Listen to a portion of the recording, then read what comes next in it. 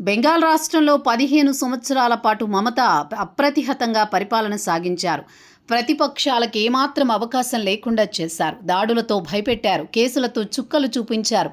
మమత అండదండలు, ఆమె మేనల్లుడు అభిషేక్ బెనర్జీ ఇష్టారాజ్యంతో బెంగాల్ మొత్తం 15 సంవత్సరాల పాటు అట్టుడిగిపోయింది.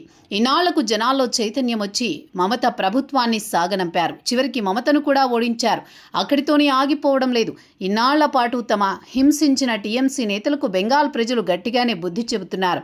ఇటీవల మమత మేనల్లుడు అభిషేక్ బెనర్జీని ఉరికించి కొట్టారు. దీనిని బట్టి బెంగాల్ ప్రజల్లో టీఎంసీ మీద ఏ స్థాయిలో ఆగ్రహం ఉందో అర్థం చేసుకోవచ్చు. బెంగాల్లో టీఎంసీని ఓడించడం, మమతను ఓడించడం, అభిషేక్ బెనర్జీని కొట్టడం ఇవన్నీ కూడా ఇటీవల జరిగిపోయాయి. ఇప్పుడు బెంగాల్ రాష్ట్రంలో మరో పరిణామం చోటు చేసుకుంది. ఆ పార్టీలో దాదాపు 50 మంది శాసనసభ్యులు వ్యతిరేక స్వరం వినిపిస్తున్నట్టు తెలుస్తోంది. టీఎంసీలో బహిష్కృత నేతగా కొనసాగుతోన్న రితబ్రత్ బెనర్జీ వద్దకు అసంతృప్తి నేతలు మొత్తం వెళ్లినట్టు తెలుస్తోంది. వీరంతా కూడా ఇప్పటికే కోల్కతాలో అనేక పర్యాయాలు రహస్యంగా సమావేశం నిర్వహించినట్టు సమాచారం. ఈ విషయాన్ని గుర్తించిన మమత ఇటీవల కీలక సమావేశం నిర్వహిస్తే చాలామంది ఎమ్మెల్యేలు హాజరు కాలేదు.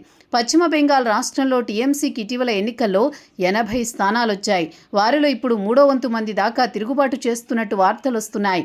ఇవే గనుక నిజమైతే మమతకు కష్టాలు మొదలైనట్టే. అంతేకాదు, వారంతా కూడా పార్టీ పేరు మీద, ఎన్నికల్లో గుర్తు మీద పోరాటం సాగిస్తే మమత మరింత ఇబ్బందుల్లో పడక తప్పదు. ఈ పరిణామాలు టీఎంసీ భవిష్యత్తు మీద తీవ్రమైన ప్రభావం చూపే అవకాశం కల్పిస్తోంది.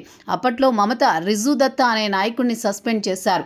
ఇప్పుడు ఆయన అకస్మాత్తుగా వెలుగులోకి వచ్చారు. తమ పార్టీకి సంబంధించిన 50 మంది ఎమ్మెల్యేలు ఏకమయ్యారని, వారంతా కూడా హోటల్లో సమావేశమయ్యారని అన్నారు.